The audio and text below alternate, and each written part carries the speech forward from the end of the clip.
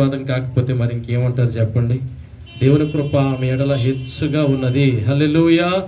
అందుకని ఒక భక్తుడు అంటాడు, ఇదిగో సొలొమోను గారు అంటాడు, మరియు దేవుడు ఒకరికి ధనధాన్య సమృద్ధి ఇచ్చి దాని యందు తన భాగము అనుభవించుటకును అన్నపానములు పుచ్చుకొనుటకును తన కష్టార్జితమందు సంతోషించుటకును వీలు కలుగజేసిన ఎడల అతనికి ఆ స్థితి దేవుని ఆశీర్వాదము వలన కలుగుతుంది. అర్థమవుతుందండి? మన సొంత కష్టార్జితం, మన యొక్క కష్టం, మన జ్ఞానం, మన డబ్బు అనుకుని విర్రవీగేవారు, గర్వించేవారు లోకంలో చాలామంది ఉన్నారు. కానీ ప్రతిదీ కూడా దేవుని యొక్క ఆశీర్వాదం వలనే కలుగుతుందన్న విషయాన్ని మనం మర్చిపోకూడదు. సాధారణ గృహం అంటేనే ఒక కళ, ఒక డ్రీమ్. పెళ్ళైన తర్వాత ఒక చక్కని గృహం కట్టుకోవాలనుకుంటారు భార్యాభర్తలు. నిజమే, ఎన్నో రకాలుగా ప్రయాసపడతారు. 4 రూపాయలు కూడబెట్టి, లేకపోతే ఆ డబ్బులు సరిపోతే కనుక బ్యాంకులకు వెళ్ళి కాస్త లోన్ తెచ్చుకొని ఇల్లులు కట్టుకుని సంతోషంగా నివాసం చేయాలి అనేది చాలామంది కళ. కానీ ఆ కళను నెరవేర్చగలిగిన శక్తిమంతుడు మన ప్రభువు అయి ఉన్నాడు. కనుక ఈరోజు ఈ ప్రత్యేకమైన గృహ ఆరాధన సందర్భంగా ఈ ప్రార్థన ఏంటండి, ఈ పాటలు ఏంటండి అంటే కనుక వారికి ఈ స్థితిని ఎవరిని బట్టి కలిగింది కనుక వారి జీవితాలలో ముందు ఎవరు కనబడాలి? ఒక్కొక్కసారి మన ఇళ్లలో ఎవరైనా బాగా కష్టపడి మన స్థితి అంటే ఒక లెవెల్కి తీసుకొచ్చారనుకోండి, చాలా గొప్పవారైపోయారమ్మా అనగానే వారు ఏమంటారు తెలుసా? నాదేమీ లేదండి, అంతా పెద్దోడండి, లేకపోతే అంతా చిన్నోడండి, వాడు ప్రయాసపడి కష్టపడబట్టి 4 రూపాయలు వెనకేయబట్టి ఈరోజు ఈ విధంగా సంతోషంగా సమాధానంగా ఉన్నామండి అంటారు. అలాగే ఆమె జీవితంలో కూడా ఈరోజు ఈ గృహాలను నిర్మించుకోవడానికి కానీ, కాస్త పిల్లల్ని స్థిరపరచుకోవడానికి కానీ అన్ని విధాలుగా చూస్తే దేవుడే దేవుడే దేవుడే కనబడతాడు, కానీ మరొకరు కనబడరు. కనుక ఆ దేవుడు అట్టి కృపను వారికి అనుగ్రహించాడు. ఆమె స్థితిని జ్ఞాపకం చేసుకున్నాడు. సరే, మంచిదే. ఈరోజు చక్కని గృహాలు కట్టుకున్నాం, బాగానే నివాసం చేస్తూ ఉన్నాం. అయితే గృహాలలో సంతోషం కరువైపోతూ ఉంది. 2 సమాధానం లేని పరిస్థితులు, 3 సమృద్ధి లేని పరిస్థితులు ఏముంటున్నాయి కుటుంబాలలో? కోట్లు పెట్టి ఖర్చు పెట్టి ఇల్లు కట్టినా సరే సంతోషం అనేది కరువైపోతుంది. సంతోషం లేదు. డబ్బును బట్టి సంతోషం వస్తుంది అనుకుంటే అది తప్పు అవుతుంది. చక్కని గృహాన్ని కట్టుకునితే సంతోషం వస్తుంది అనుకుంటే అది తప్పు అయిపోతుంది. సమాధానం లేదు, నెమ్మది లేదు, ప్రశాంతత లేదు వ్యక్తిగత జీవితాలలో. మూడవది సమృద్ధి లేదు. ఎంత ప్రయాసపడి ఎంత కష్టపడినా సరే చిరిగిన జేబులో వేసినట్లే, చిల్లు చంచిలో వేసినట్లుగానే సంపాదన ఉండిపోతుంది. కనుక మన గృహాలలో నిత్యము సంతోషం ఉండాలి, సమాధానం ఉండాలి, సమృద్ధి ఉండాలి. ఒక వ్యక్తి సంతృప్తిగా కుటుంబాలలో జీవించగలగాలి అంటే గనక దేవుని యొక్క వాక్యం ఏం సెలవిస్తూ ఉంది? ప్రభు ఈ ఇంటిని గురించి, ఒకవేళ నీ జీవితంలో నీవు సంతోషాన్ని, సమాధానాన్ని, సమృద్ధిని అనుభవించాలంటే గనక ప్రభు యొక్క వాక్యం సెలవిస్తుంది. లోకసువార్త 10వ అధ్యాయము 38వ వచనంలో చూడండి, ఒకటి స్పష్టమైన మాట కనబడుతూ ఉంది అక్కడ. నేను చదువుతున్నాను, చూడండి. అంతటా వారు ప్రయాణమై పోవచ్చుండగా ఆయన ఒక గ్రామములో ప్రవేశించెను. మార్త అను ఒక స్త్రీ ఆయనను తన ఎంట చేర్చుకొనెను. కుటుంబాలలో సంతోషం ఉండాలంటే ఏం చేయాలి? యేసును చేర్చుకునే అనుభవం ఉండాలి. యేసును చేర్చుకునే ఇల్లై ఉండాలి. యేసును చేర్చుకునే వ్యక్తివై ఉండాలి. అప్పుడు నీ జీవితంలో సంతోషం కానీ, ఆనందం కానీ, సమృద్ధి కానీ, అన్ని ఆరోగ్యము కానీ యేసును చేర్చుకున్నప్పుడే కలుగుతాయి. ఇక్కడ ఒక స్త్రీ కనబడుతూ ఉంది, మార్త యేసును తన ఇంటిలో చేర్చుకుంది. ఇంటిలో చేర్చుకోవటం అంటే ఏంటి అంటే మనస్సులో స్థానం ఇవ్వటం. ఏంటి? హృదయంలో స్థానం ఇవ్వటం. తలుపులు తెరిచింది ప్రభువుని రమ్మని. ఒక విధంగా చూస్తే యేసుని ఎలా మనం చేర్చుకోగలమండి అన్న ఆలోచన వస్తే కనుక నిజంగానే ఆయన దేవాతి దేవుడు, సర్వశక్తిమంతుడు. ఆ దేవుడు ఏంటి మన ఇంట్లోకి రావడం ఏంటి, మన జీవితాల్లోనికి రావడం ఏంటి అనేది ఆలోచన చేస్తే కనుక యేసును చేర్చుకుంటా అంటే ఒకటి అర్థము వాక్యమును చేర్చుకొనుట, వాక్యమును హృదయంలో అంగీకరించుట, వాక్యాన్ని హృదయంలో భద్రపరచుకొనుట. రెండవది ఏంటో తెలుసా? సేవకుని యేసును చేర్చుకొనుట అంటే దైవ సేవకుని చేర్చుకొనుట. దేవుని యొక్క వాక్యం స్పష్టంగా తెలియజేస్తూ ఉంది. యేసే మాట్లాడుతూ అంటాడు, మిమ్మును చేర్చుకున్నవాడు నన్ను చేర్చుకున్నట్లే. కనుక యేసయ్యని చేర్చుకున్నటం అంటే ఏదో ఆయన దిగి వస్తాడనో పెద్ద రూమ్ కట్టేయటం సాధారణంగా మనం గృహాల్లో చూస్తూ ఉంటాం. ప్రత్యేకమైన గది మంచిదే, ఏదో ఒక సింహాసనం వేసేయంగానే ఆయన వచ్చి కూర్చుంటాడని కాదు. ఆయన వాక్యమై ఉన్నాడు. ఆ వాక్యాన్ని నీవు అంగీకరించగలగాలి. ఆ వాక్యానికి నీ హృదయంలో స్థానం ఇవ్వగలగాలి. చాలా సందర్భాలలో వాక్యం బాగుందనుకోండి, మనం స్థానం ఇస్తాం. కాస్త కఠినంగా ఉంటే స్థానం ఇవ్వం. వాక్యం ఆశీర్వాదాలుగా ఉంటే, ఆశీర్వాదకరంగా ఉంటే, అబ్బా చాలా మంచి వాక్యం చెప్పారు బ్రదర్, కాస్త సరిచేసే వాక్యం వచ్చిందంటే ఈ వాక్యాన్ని చేర్చుకునే అనుభవం మనలో ఉండదు.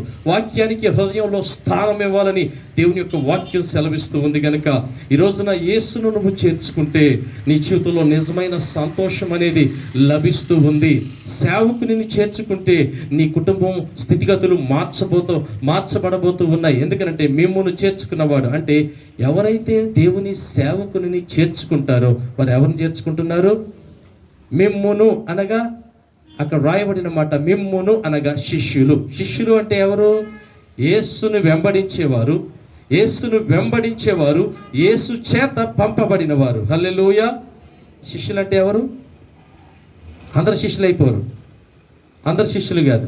యేసుని వెంబడించేవారు శిష్యులు, యేసు చేత పంపబడిన వారు శిష్యులు. ఈ శిష్యులను, పంపబడిన వారిని, ప్రత్యేకించబడిన వారిని మనం చేర్చుకున్నప్పుడు ఆ దైవజనుల వలన మన కుటుంబాలు దీవించబడతాయి అన్నది సత్యము. వారికి హృదయాలలో స్థానం కల్పించడం. అందుకని అపోస్తలుడైన పౌలు రాస్తూ అంటాడు, మీ హృదయాలలో మమ్మును చేర్చుకున్నారు అంటాడు. హల్లెలూయా. అర్థమవుతుందండి? కేవలం ఇంట్లో చేర్చుకోవటం కాదు. ఎవరో వెళ్తున్నారు, వచ్చారు, కూర్చోబెట్టాము, 4 స్నాక్స్ పెట్టాము, కిచెన్ కూల్ డ్రింక్ ఇచ్చాము, అబ్బా భలే చేర్చుకున్నాం మొత్తానికి, అది కాదు కావాల్సింది. హృదయాలలో చేర్చుకునేవారు కావాలి. హృదయంలో స్థానం కల్పించగలగాలి. చాలామంది పైరూపాన చేర్చుకునేవారు ఉన్నారు, మెడలో చేర్చుకునేవారు ఉన్నారు, వస్త్రాల రూపంలో చేర్చుకునేవారు ఉన్నారు, ఇంటికి ఒక చిన్న సిలువ గుర్తేస్తే సరిపోతుంది అనుకునేవారు ఉన్నారు. లేదు, హృదయంలో చేర్చుకోవాలి. హృదయంలో చేర్చుకున్నప్పుడే నిజమైన ఆశీర్వాదం అనేది ఆరంభం అవుతుంది. మాటి సంగతి చూడండి. కొన్ని సంవత్సరాల క్రితం ఆమె ఒక సేవకుని గుర్తించగలిగింది. కనీసం 30 సంవత్సరాలు అవుతుందేమో. 30 సంవత్సరాల క్రితం ఒక సేవకుని దేవుని సేవకునిగా గుర్తించి ఆమె తన హృదయంలో, తన ఇంటిలో ఒక సేవకునికి స్థానం ఇవ్వగలిగింది. ఆ స్థానం ఇవ్వటం బట్టి దేవుడు ఏం చేశాడు? ఆమె స్థితిని మార్చుకుంటూ వచ్చాడు. ఎన్నో ఎత్తులు, ఎన్నో ఫలాలు, ఎన్నో లోయలు, ఎన్నో కొండలు, మిక్చర్ ఆఫ్ ఫీలింగ్స్, అన్ని అనుభవాలు అనుభవించినప్పటికీ, ఎదుర్కొన్నప్పటికీ దేవుడు ఆమెను నిలబెడుతూ వచ్చాడు. ఈరోజు ఒకవేళ ఈ స్థితి అంతా కూడా దేవుడిచ్చింది కాదనుకుంటే అది మనకి నష్టమై కూర్చుంటుంది. కనుక ఆమె దేవుని సేవకునికి స్థానమునిచ్చింది. ఇదిగో ఇతను దేవుని సేవకుడు. మీరు చూడండి, షునేమి పట్టణంలో గనురాలైన స్త్రీ ఉంది. ఇదిగో ఆమె ఇంటికి వచ్చుచూ పోవచ్చున్నవాడు భక్తి కలిగిన దైవజనుడు. నీ ఇంటికి వచ్చుచూ పోవచ్చున్నవాడు ఏ సేవకుడు? నిన్ను ప్రభునందు కన్న సేవకుడు, నిన్ను నడిపించే సేవకుడు, నిన్ను ప్రభులో నిలబెట్టాలనుకునే సేవకుడు, వచ్చుచూ పోవచ్చు ఉన్నవాడు దేవుని సేవకుడు. ఆ సేవకుడిని చేర్చుకున్నప్పుడు నిజమైన ఆశీర్వాదం అనేది ఆరంభమవుతుంది. ఆమె అలా చేర్చుకోబట్టి వారి పిల్లలు దీవించబడ్డారు. ఇప్పుడు లాలు కూడా చేర్చుకుంటే ఏమవుతుంది? హృదయంలో చేర్చుకోవాలి. పైన చేర్చుకుంటే పని లేదు. హృదయంలో చేర్చుకుంటే లాలు పిల్లలు దీవించబడతారు. ఈ రోజున వారి స్థితి మారిపోయింది. మనం అందరం అనుకుంటాం, పెద్ద రోడ్డు వెళ్ళిందండి, 6 ఎకరం పొలం, రేట్ ఎక్కువ వచ్చేసింది, బాగానే కట్టేసి. అది కాదు కావాల్సింది. రోడ్డు వెళ్ళింది, రేటు పెరిగినాయి, రియల్ ఎస్టేట్ బాగా పెరిగింది, అందుకే అది కాదు కావాల్సి. అసలు దేవుని కృప లేకుండా ఇవన్నీ కలగటం అసాధ్యం. దేవుని కృప ఉండబట్టి దేవుడు పరిస్థితులన్నిటినీ మార్చుకుంటూ వస్తాడు. ఒకప్పుడు విలువ లేని జీవితాలకు విలువని ఇస్తాడు, ఒకప్పుడు గౌరవం లేని జీవితాలకు గౌరవాన్ని ఇస్తాడు, ఒకప్పుడు ఇదిగో తోకగా ఉన్న, అంటే ఏ రకమైన ఘనత లేని జీవితాలకు దేవుడు ఘనతనిస్తాడు. అనటానికి సాదృశ్యం ఏంటంటే యేసును చేర్చుకున్న అనుభవం ఉండాలి. మార్త యేసును చేర్చుకుంది. నిజమే, మార్త ఇంటిలోనికి యేసు వచ్చిన తర్వాత సాధారణంగా మన దగ్గర కూడా చాలామంది కనపడలేదు, కానీ ఇంట్లోకి వచ్చిన తర్వాత మనం మార్త పని ఎక్కువ పట్టుకుంటాం. అందరూ కూర్చుని కృతజ్ఞత భావం కలిగిన వారు ఏం చేయాలి? ప్రభువా, ఈ స్థితి నీవిచ్చింది అని దేన మనసు కలిగి స్తుతులు చెల్లించాలి. మన ఇళ్లలో సాధారణంగా భోజనాల దగ్గర చేసిన ఆడావిడి భక్తి దగ్గర చెయ్యం. ఏంటి? భోజనాలు చేసిన ఆడావిడి భక్తి దగ్గర చెయ్యం. భోజనాల దగ్గర అందరం కనబడతాం, భక్తి దగ్గర అందరు కనబడాలి, దేవుని దగ్గర అందరు కనబడాలి. దేవుని దగ్గర అందరము కూర్చుని, దేవుని దగ్గర అందరము నిలిచి, ప్రభువా ఈ స్థితి నువ్వు నాకు ఇచ్చావు నాయనా అని హృదయపూర్వకంగా కృతజ్ఞతాస్తుతులు చెల్లిస్తే ఏమవుతుంది? దేవుడు దానిని బట్టి సంతోషిస్తూ ఉంటాడు. అది నిజమైన హృదయంలో స్థానం ఇవ్వటం. హృదయంలో స్థానం ఇవ్వటం అంటే వారి యొక్క కష్టమైన, వారికి సంతోషం కలిగిన దానిలో పాలు ఎవరు? కుటుంబం అంతా సంతోషిస్తున్నారు. ఈరోజు సేవకుడు కూడా సంతోషించాలి. ఎందుకో తెలుసా? వారి హృదయంలో స్థానం ఇచ్చారు గనుక వారి సంతోషంలో పాలు సేవకునికి ఉంటుంది, వారి దుఃఖంలో పాలు సేవకునికి ఉంటుంది. రెండు విధాలుగా, అన్ని విధాలుగా దేవుని యొక్క సేవకుడు నీకు కనబడుతూ ఉన్నాడు. ఈ రోజున ప్రభు చెప్పిన మాటనే మనం మాట్లాడుకుంటూ ఉన్నాం. మార్తా యేసును చేర్చుకున్నట్టు గనక సంతోషం. ఒక రోజున తన సహోదరుడు చనిపోయినా తిరిగి లేపగలిగాడు ప్రభు. ఇదిగో షునేమిరాలు యేసును చేర్చుకుంది కనుక నిజంగానే చేర్చుకోబట్టి ఫలితం ఏంటంటే తనకి ఎంత ఆస్తిపాస్తులు ఉన్నా, ఎంత కీర్తి ఉన్నప్పటికీ తన లోటు ఏంటంటే కుమారుడు లేడు కనుక దేవుడు కుమారుణ్ణి అనుగ్రహించాడు. చక్కే చూడండి, యేసును చేర్చుకున్నాడు గనక ఆ ఇంటికి రక్షణ అనుగ్రహించబడింది.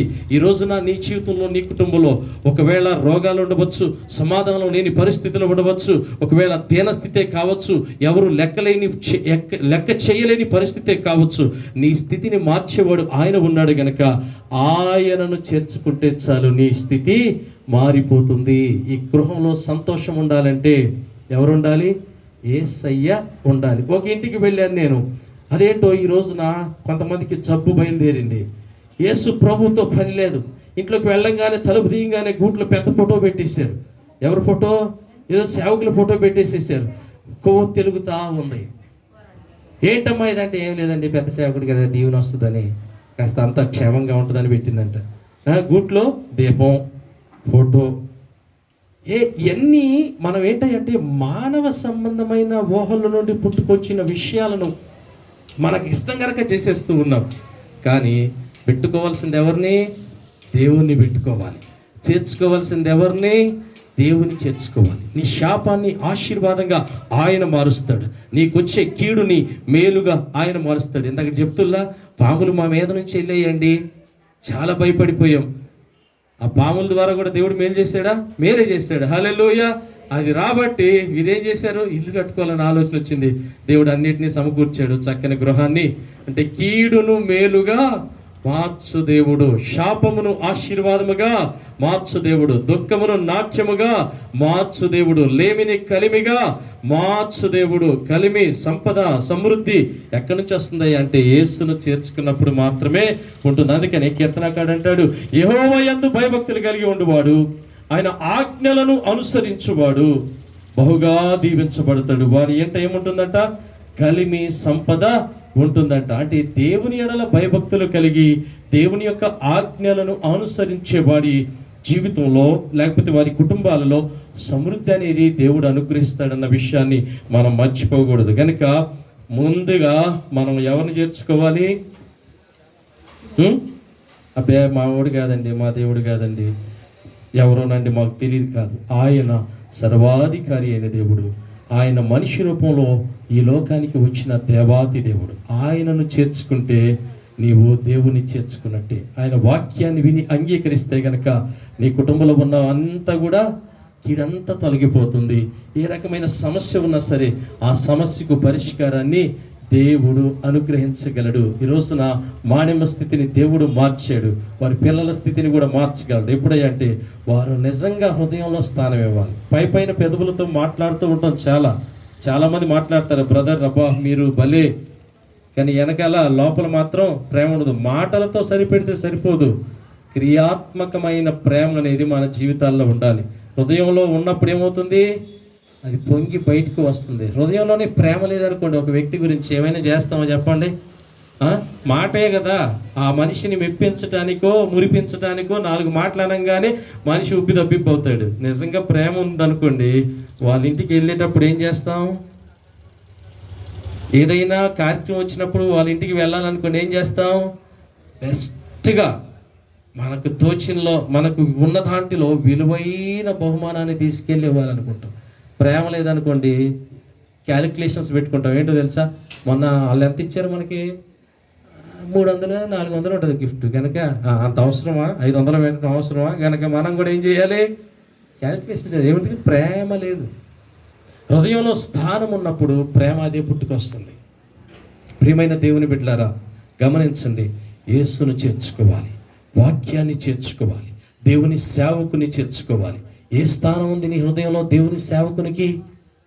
ఆ హృదయంలో స్థానం ఉన్నప్పుడు దేవుడు తప్పకుండా, ఇదిగో బైబిల్ గ్రంథంలో చూస్తూ ఉన్నాం, దేవుని సేవకులను చేర్చుకున్నప్పుడు ఆ ఫలాన్ని పొందుకున్నారు. ప్రవక్త అని చేర్చుకున్నవాడు ప్రవక్త ఫలాన్ని పొందాడు. నీతిమంతుడు అని చేర్చుకుంటే నీతిమంతుడు అనే ఫలాన్ని పొందుకుంటావు. ఏ విధంగా నువ్వు చేర్చుకున్నావో ఆ ఫలాన్ని నీ జీవితంలో పొందుకుంటావన్న సంగతిని మర్చిపోకూడదు. గనక ఎవరిని చేర్చుకోవాలి? మనం దేవుని చేర్చుకోవాలి.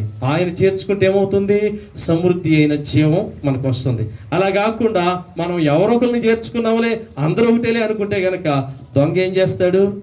దొంగను చేర్చుకున్నాం అనుకోండి, ఏం చేస్తాడు? ఒకరోజు అన్ని చూస్తాడు. మీరు ఎప్పుడు బయటికి పోయారో చూసుకుని అన్ని దుడిచిపెట్టుకుని వెళ్ళిపోతూ ఉంటాడు. దొంగ దోచుకున్నటకు హత్య చేయుటకు వచ్చునని యోహాను సువార్త 10వ అధ్యాయంలో ఉంది. గనక ఎవరిని పడితే వారిని చేసుకోవటం కాదు, దేవుని చేత ఏర్పాటు చేయబడిన, దేవుని చేత పంపబడిన, దేవుని అభిషేకం కలిగిన, దేవుడు నియమించిన సేవకుని నీవు చేర్చుకున్నప్పుడు తప్పకుండా ఆ ఫలాన్ని పొందుకుంటావు. పొందుకున్నారా? మనం ఏంటి? సేవకుని చేర్చుకోవడం ద్వారా నష్టం కలిగిందా, లాభం కలిగిందా?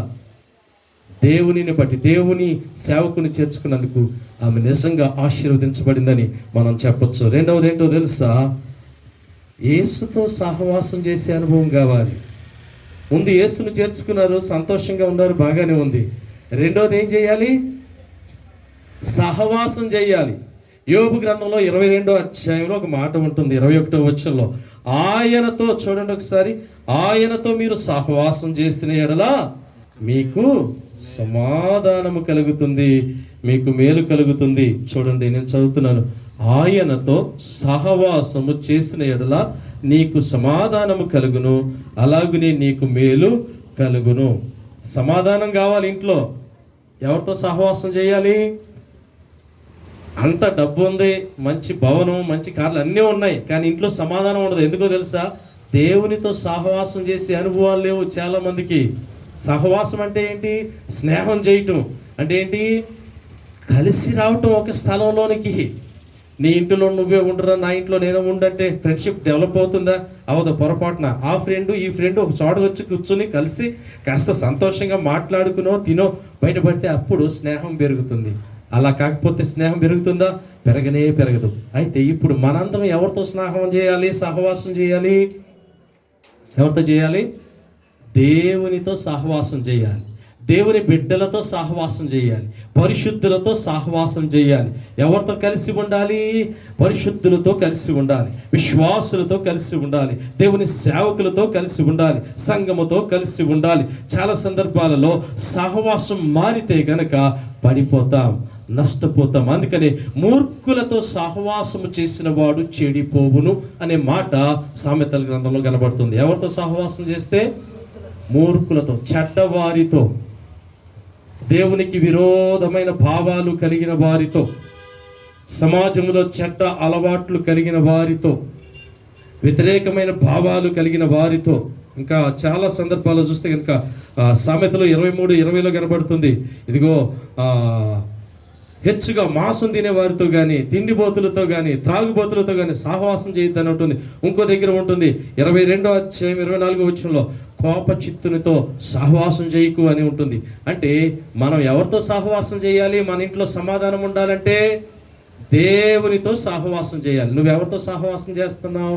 ఉదయం లేచిన కాడ నుంచి పేరు మాత్రం సామ్యులు, మనతో సహవాసం మాత్రం అంతా లోకమే. దేవునితో సహవాసం చేసే అనుభవాలు లేవు. అందరితో సహవాసం చేస్తాం, పొరపాటున దేవునితో మాత్రం సహవాసం చేయము. ప్రియమైన దేవుని బిడ్డలారా గమనించండి, నువ్వెవరితో సహవాసం చేస్తున్నావు? లేచిన తర్వాత ఎవరితో సహవాసం చేస్తున్నావు? దేవునితో సహవాసం ఉందా? దేవుని సేవకులతో సహవాసం ఉందా? లేదు. చాలామంది దేవునితో సహవాసం చేసే విషయంలో వెనకడుగు వేస్తూ ఉన్నారు. అన్ని అన్నీ ఇచ్చిన దేవునితో సమయాన్ని గడపడానికి కూడా వీలు కలగటం లేదు. ఏమీ లేనప్పుడు దేవునితో ఎంతో సమయాన్ని గడుపుతాం. ఏమీ లేనప్పుడు దేవుని సన్నిధిలో ఎంతగానో ప్రార్థన చేస్తాం. ఏమీ లేనప్పుడు దేవా నీవే దిక్కు అని చెప్పేసి ఆయన పాదాలు పట్టుకోవడానికి ఇష్టపడతాం. కానీ అన్నీ కలిగిన తర్వాత దేవుని సన్నిధికి రావడానికి కూడా, దేవునితో మాట్లాడటానికి కూడా సమయం లేదన్నట్లుగా ప్రవర్తించేవారు చాలామంది ఉన్నారు. ఆదివారం రోజునే పొలం వస్తుంది, ఆదివారం రోజే వ్యాపారం వస్తుంది, ఆదివారం రోజునే అన్ని పనులు పెట్టుకుంటారు. కానీ దేవుని మందిరానికి వెళ్ళి దేవునితో సహవాసం చేసేవారు చాలా తక్కువ మంది ఉన్నారు. ఆయనతో సహవాసం చేస్తే ఏం కలుగుతుంది? మనకి సమాధానం. నీ జీవితంలో మేలు కలగాల, నీకు మంచి జరగాల, నీ కుటుంబంలో సమాధానంగా ఉండాలా అంటే గనక తప్పకుండా నీవు దేవునితో సహవాసం చేయాలి. ఈ రోజున ప్రశ్నించుకో, నీవు ఎవరితో సహవాసం చేస్తున్నావు, ఎవరితో ఉంటున్నావు, ఎవరితో ఎక్కువ సమయాన్ని గడుపుతున్నావు. అందుకనే ఒక మాట ఉంది, 6 నెలలు వాడితో సహవాసం చేస్తే వీడు వాడవుతాడు.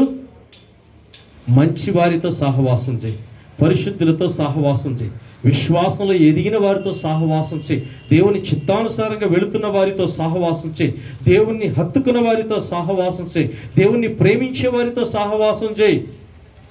వారితో కాకుండా లోకములో ఉన్న అనేకులతో నువ్వు సహవాసం చేస్తే గనక నేను చెప్తున్నాను, ఎక్కడో దగ్గర ఏమవుతుందో తెలుసా? నీ ఆత్మీయ జీవితంలో పడిపోతావు, దేవునికి దూరం అయిపోతావు. మనల్ని మనం పరిశీలన చేసుకుంటే దేవుని సేవకునితో, సంఘముతో, దేవునితో సహవాసం కలిగిన వాడు ఆరోగ్యంగా ఉంటాడు. వీరితో కాకుండా లోకముతో, దేవుని యొక్క వాక్యంలో చెప్పబడినట్లుగా కోపచిత్తులతోనో, తిండిబోతులతోనో, తాగుబోతులతోనో, అక్రమంగా సంపాదించే వారితోనో, చెడ్డ అలవాట్లు కలిగిన వారితోనో సహవాసం చేస్తే ఏమవుతుంది?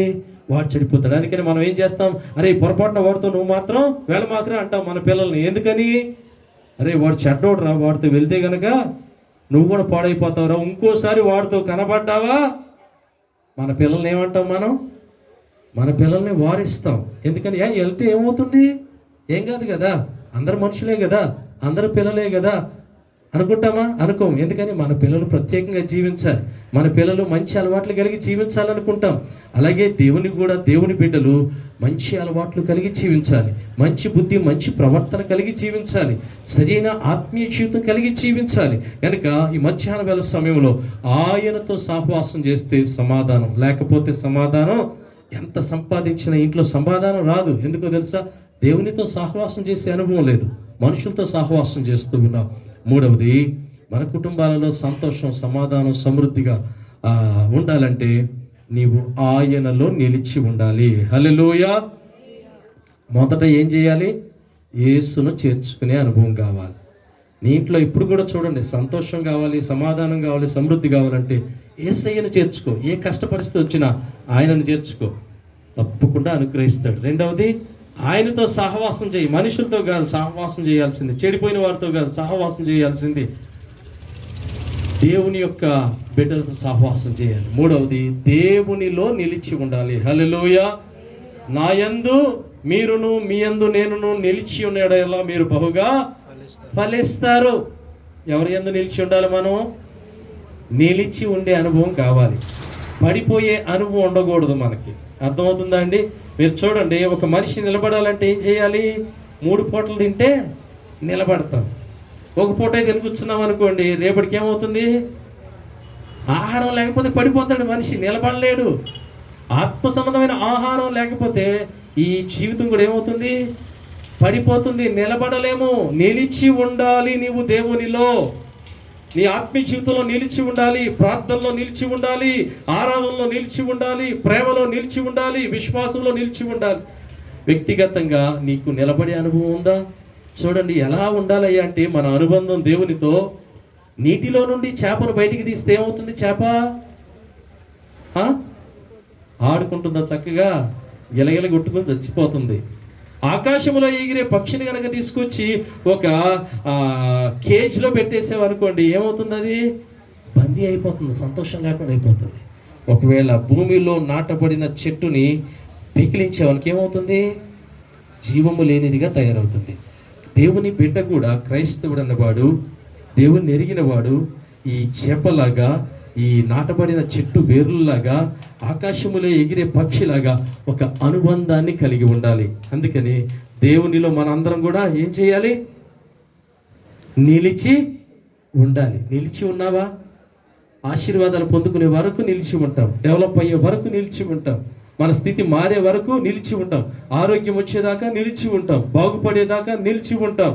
కానీ తర్వాత నిలిచి ఉండం. మన అవసరం తీరిపోయింది కదా, ఇంకా దేవునితో పని ఏముందిలే అనుకుంటారు చాలామంది. అలా కాకుండా మనం వ్యక్తిగత జీవితాలలో నిలిచి ఉండాలి. పడిపోతే అది మనకి ఎంతో నష్టాన్ని చేకూరుస్తూ ఉంది. నిలిచి ఉంటేనే నీవు బహుగా ఫలిస్తావు. ఈరోజు ఆమె నిలిచి ఉంది కనుక వారి పిల్లలు ఫలించారు. పిల్లలు నిలిచి ఉంటే వారి పిల్లలు ఫలిస్తారు. అర్థమవుతుందండి? తల్లిదండ్రులు, పిల్లల తర్వాత మరలా వారి పిల్లలు, ప్రతి ఒక్కరు నిలిచి ఉంటేనే బహుగా ఫలిస్తారు. కనుక ఇది నా ప్రభు యొక్క వాక్యం స్పష్టంగా తెలియజేస్తూ ఉంది. ప్రియమైన దేవుని బిడ్డ, నీవు ఎక్కడైతే దేవుడు నాటాడో ఆ స్థలమును నిలిచి ఉంటే ఆశీర్వదించబడతావు, దీవించబడతావు, సమాధానంతో ఉంటావు. లేకపోతే గనక మన జీవితాలలో సంతోషం కానీ, నెమ్మది కానీ, ప్రశాంతత కానీ ఎన్నటికీ ఉండదు. చివరిది, ఆయన చిత్తము జరిగించేవాడివై ఉండాలి. హల్లెలూయా. ఎలా ఉండాలి?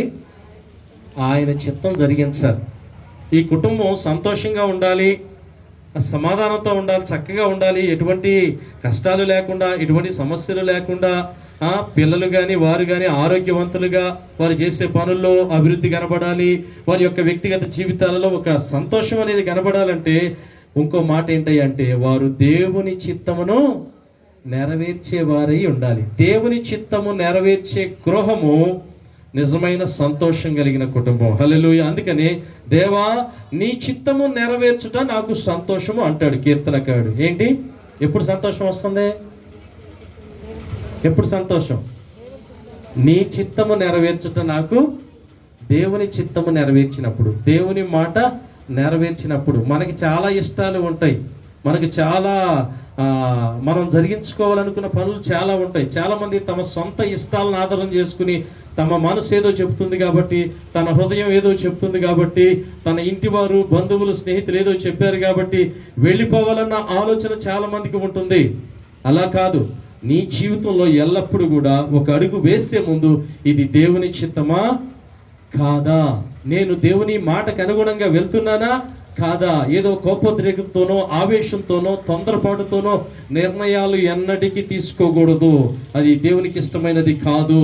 దేవుని బిడ్డవైతే గనక దేవుని చిత్తానికి లోబడతావు. దేవుని చిత్తం వాక్యంలో రాయబడింది.